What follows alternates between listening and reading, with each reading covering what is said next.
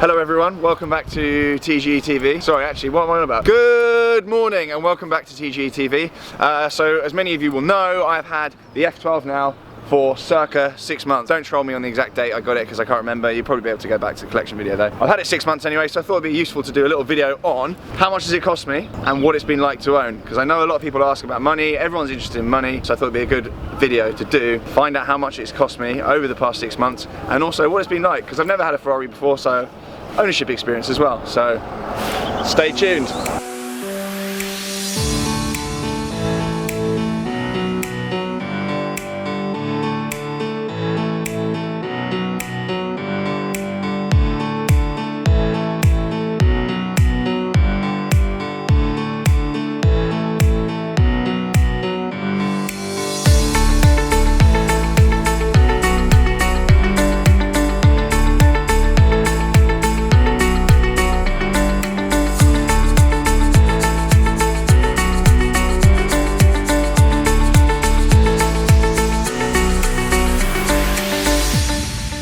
Corey Adams telling me to shut up. You shut up, mate. Does Car Woo actually talk? Yeah, was good. Morals, what does Anyway, I'm gonna go and film a video now.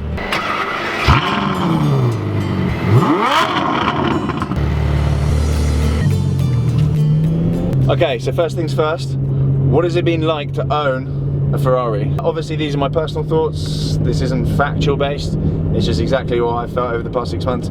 I've loved owning the car, it's been absolutely brilliant, it's certainly the best car I've ever had. My first Ferrari. I wouldn't say the journey with it has been flawless though. I have actually had issues with it over the 6 months, very minor stuff, and with what the hell are you doing? Get on your side of the road, you bellend. Apologies. The past 6 months haven't been flawless, there have been some issues with the car.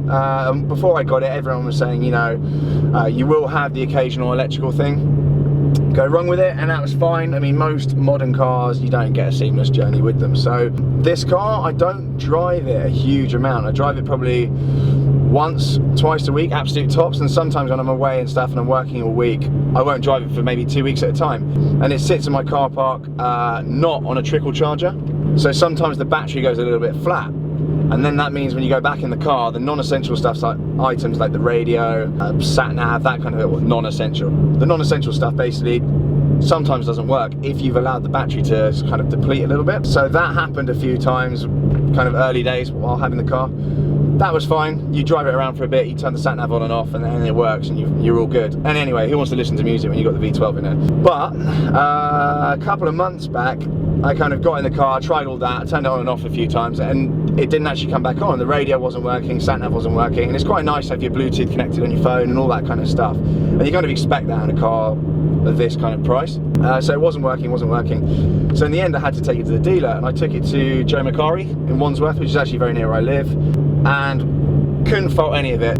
Dealership experience, absolutely amazing. They couldn't have been more helpful, they couldn't have sorted it out any more quickly. It wasn't actually a simple fix, they had to go back out to Ferrari on it. It was a bit of a faff at their end, but they were absolutely unbelievable, and it was literally just drop the car off, we'll sort it out, you go away, have a cup of coffee, whatever, and we'll let you know when it's done. It was absolutely brilliant and didn't cost me anything. So a lot of people don't realise when you buy these cars is they come with a 4-year warranty on them, and that's pretty comprehensive, and Ferrari are well known for really looking after their customers in terms of when you're in that warranty period, and this car is it's a late 2013 car, so it's just about still in that warranty period. But yeah, it's within the warranty, so it's absolutely fine, no questions asked. Take it back to the dealer, they go fix it. Couldn't fault it on that side at all, and I'm not grumbling about the car at all.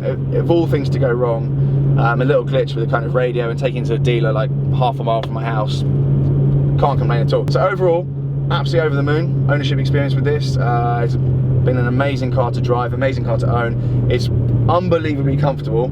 It's brutal, silly quick. It almost made the Hurricane feel like a Fiesta, and the Hurricane is ludicrous. Yeah, I can't really fault this car. When the time does come to sell it, I'm going to be gutted, absolutely gutted. I think once I finish faffing around buying everything at Geneva and all sorts of brand new shiny crap, I think this will be a car that I hopefully can come back to, and the values won't have gone through the roof on it. I can come back to in a couple of years and just kind of have a keeper because I don't think I'd ever need any more car than this thing. But anyway, that's the ownership experience from my side. I'm trying to think if there's anything else I should cover on it really. I think I've pretty much touched on everything. Unfortunately, I've not been able to take it to Europe yet. I did mean to, but work commitments and other bits outside work have just got in the way. But I think this would be a perfect cruiser to Europe, do some bits in it. Yeah, I mean, I don't know what else to say really on it other than I love it. Absolutely love it. I would love to have another Ferrari very, very soon. There's nothing in the Ferrari range at the moment that I really want other than the 812. I feel like a 488 coupe might feel like a bit of a backward step for me, even though it's an unbelievable car. I feel the 488 Spider, the money they're going for at the moment, they're about 300k. I don't think realistically jumping into another Ferrari right now after this would be the best bet. It's probably going to be a Lamborghini. But more importantly, what everyone wants to know about, costs. How much does it cost to have a Ferrari like this for 6 months? Cost talk. I'll try not to be crass and vulgar about it, because there's a fine line between talking about money, which everyone's interested in, and also being a vulgar arsehole. Don't really want to be that. How much did it cost me? The car itself, I didn't cash buy it. I financed part of it. The asking price for the car, you can see on Auto Trader. I mean, most people will know roughly what a kind of a late 13 F12 with about 5,000 miles on the clock, what that would go for on Auto Trader. I'm not going to spell out how much it is, but yeah, I bought it back in October last year. It's kind of coming into winter, buying a rear-wheel drive V12 car. Not many people are doing that, so I got a really, really good price. I bought it from Redline Specialist Cars up in Harrogate. They gave me a great deal as well, so I did really, really well buying the car. Now it's coming to summer and I'm loosely thinking about I should probably be getting rid of it, because I've got God knows how many cars coming that I can't afford and I don't have space for. And I've had some offers already, and the offers I'm getting are what I paid for the car, at least. So in terms of the past 6 month period, in terms of actually kind of the ticket price of the car, I'll be coming out flat on that. I won't have spent any money in that respect whatsoever. It's not to say that this car hasn't cost me anything, because it's very easy to say, oh, I'm getting back every penny I paid for it, the car's cost me nothing, cheers. But that'd be talking a load of rubbish to you lot, because that is not the case. Insurance, that cost me 3 grand for the year. I've got my Defender and my Mini on that as well, and whatever other cars I've got at the time, they tend to come on and off the policy, which I don't think is that bad for the year. It sounds like a lot of money, and it is, but I think in terms of considering how stupid I am and how much harm this thing could cause, I think 3 grand is actually quite reasonable for my insurance company. Hope you're not watching. Of that, probably about 1,500 of it is the F12. I took it to Dub Customs. They did PPF, and they did a 2 or 3 stage paint correction detail, which I've done a video on. That wasn't cheap. I mean, the guy sorted me out a good deal. And yes, I did pay for it. I pay for my stuff from Dub Customs. It's well worth paying for. And most of you will know roughly what PPF and kind of a proper detail from F1 Wax will go for. Paint correction, the whole lot. So that's cost me money. I put an exhaust on it, as a lot of you will know. Again, I got a good deal on that. It's quite awkward actually, because I get deals on things and I can't actually say the price publicly. But again, most of you will know what a good deal on kind of a cross pipe and a set of boxes and tips would be on a car like this. That doesn't come cheap either. I will be getting my money back on that though, so that's all good. I'll be selling that on. So there are extra costs that have come with the car. Again as well, and the other main thing that people don't factor in often when they think about these things is finance. And finance is kind of there's almost a dirty word. A lot of people look at finance like, oh, you finance your cars, blah, blah, blah, all the rest of it. I know people with proper money, not TG money, but actual serious cash. They could easily afford to cash buy their cars 10 times over, and they will still finance. If you finance reasonably cleverly, you don't have to have your trousers pulled down, you don't have to lose a hell of a lot of money, you don't have to be, well, you'll be up to your eyeballs in debt, sure, but oh my god, I'm about to kill a cyclist. So when I finance cars, to give you a rough idea, you'd put down, well, I usually put down about 30% maybe of the value of the car. So I don't want to talk gross numbers, but some of you, if you're really that interested, you can work it out. You put that down, and then you'll be paying on something like this probably about 2 to 3 grand a month. So that's pretty disgusting. The crucial thing is, look at the balloon and look at the interest payments. I'll do a video on this, but I borrow money at about 3%. which isn't too bad at all. I think that's probably, I mean, I've got a crap mortgage, but it's cheaper than my mortgage, to be fair. If you borrow money against a car that's going to hold its value or even creep up slightly, sometimes you can actually have your interest covered. That's quite rare. You've got to buy really cleverly.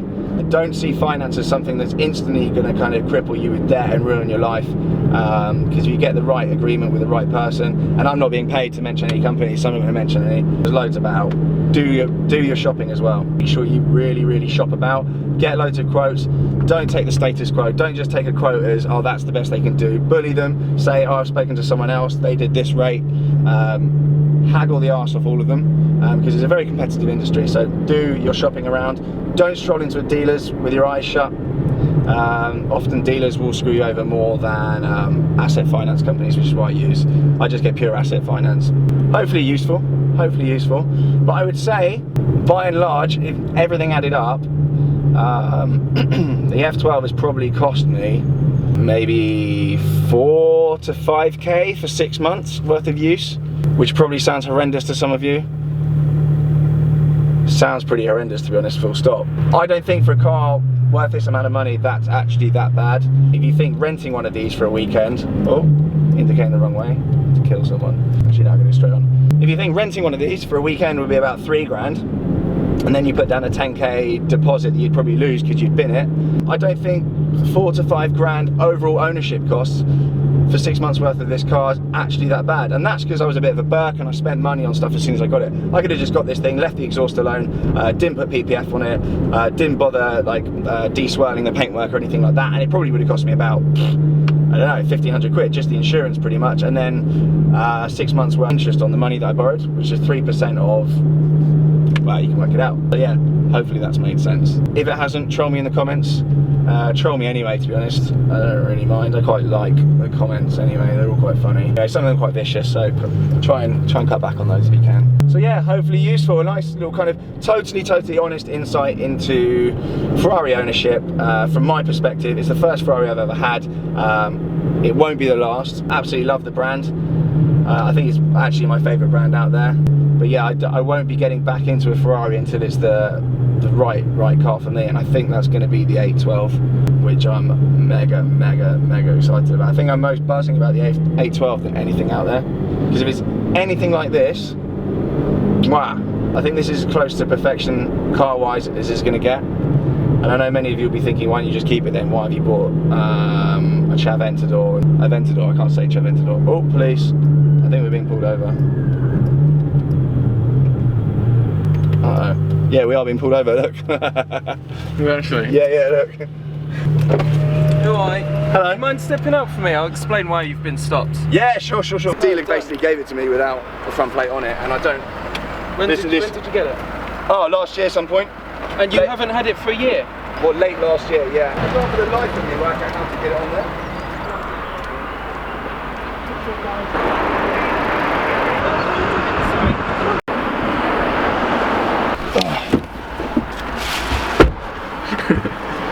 Anyway, apologies for that interruption. I'm not in prison, they let me go. Completely lost my train of thought now, I have no idea what I was talking about. I think I was wrapping it up anyway, to be honest.